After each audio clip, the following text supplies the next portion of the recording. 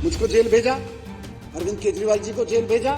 हम तो स्कूल बनवा रहे थे, यहाँ बैठ के काम कर रहे थे। भारतीय जनता पार्टी सीबीआई और ईडी दोनों के पीछे पड़ी हुई थी कि ये शराब घोटाले को 10,000 करोड़ का घोटाला बनाओ। और जब मैं कस्टडी में बैठता था तो बेचारों के पास, अफसरों के पास भी पूछने के लिए तो कुछ होता नहीं था। 10-15 मिनट, आधा घंटे बात करते थे। 24 घंटे कस्टडी में रखते थे तो मेरे से गप्पे मारते थे, बताते थे। मुझको जेल भेजा, अरविंद केजरीवाल जी को जेल भेजा। हम तो स्कूल बनवा रहे थे, यहाँ बैठ के काम कर रहे थे। 30,000 करोड़ का बजट होता था। इसी विधानसभा में पहला बजट पास किया था 30,000 करोड़ का। और उससे पहला बजट, जिस बार मैं वित्त मंत्री के रूप में बजट पेश किया, उससे पहला बजट, रिकॉर्ड है विधानसभा का, उठा के देख लीजिए, 25,000 करोड़ का बजट था।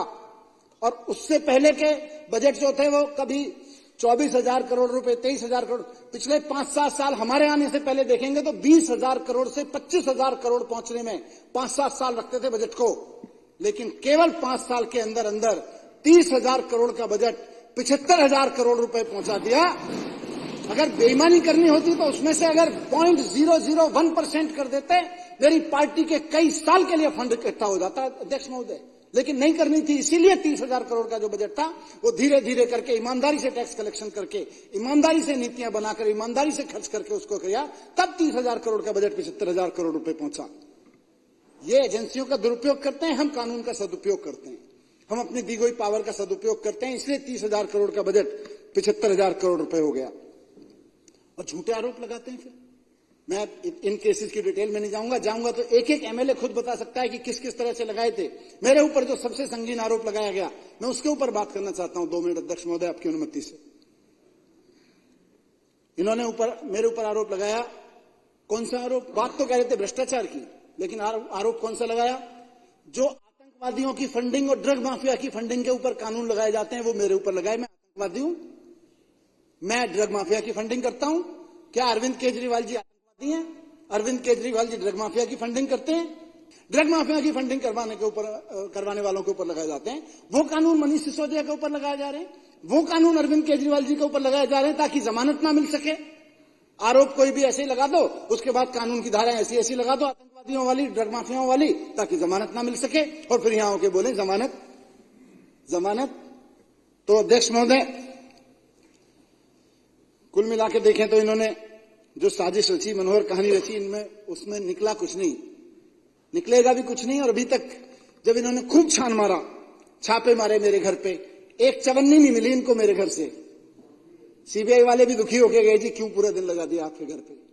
फिर इनको लगा नहीं उसके लॉकर में कुछ होगा। लॉकर में पहुंच गए सीबीआई वाले। इन्होंने उसको कहा सीबीआई वालों को, लॉकर में छान के आओ, लॉकर में रखा होगा, 2 साल से लॉकर खुला नहीं है इसका, जरूर लॉकर में कुछ होगा। लॉकर में भी निकला झुंझुना, बच्चे का झुंझुना निकला, चांदी का एक। फिर जो है ये खूब पड़ताल की इन्होंने, अफसरों से की, इधर की उधर की, मेरे गांव में ढूंढा, रिश्तेदारों से पूछा, सबसे पूछा। इन्होंने व्यापारियों से पूछा, जितने लोगों को लाइसेंस दिए गए थे सबसे पूछा, भाई किसी ने पैसे दिए? सबने ऑन रिकॉर्ड कहा जी कोई नहीं दिए, ना किसी ने मांगे ना किसी ने दिए। सबने ऑन रिकॉर्ड क्या रखा है एजेंसीज के स्टेटमेंट में। लेकिन बीजेपी उनके पीछे पड़ी हुई थी। मैं सर कस्टडी में रहा हूं, सीबीआई की कस्टडी में रहा हूं और ईडी की कस्टडी में रहा हूं। और जब मैं कस्टडी में बैठता था तो बेचारों के पास, अफसरों के पास भी पूछने के लिए तो कुछ होता नहीं था। 10-15 मिनट, आधा घंटे बात करते थे। 24 घंटे कस्टडी में रखते थे तो मेरे से गप्पे मारते थे, बताते थे। फिर धीरे धीरे वो खुलने लगे, बताने लगे क्या मामला है जी, क्यों हमें करना पड़ रहा है।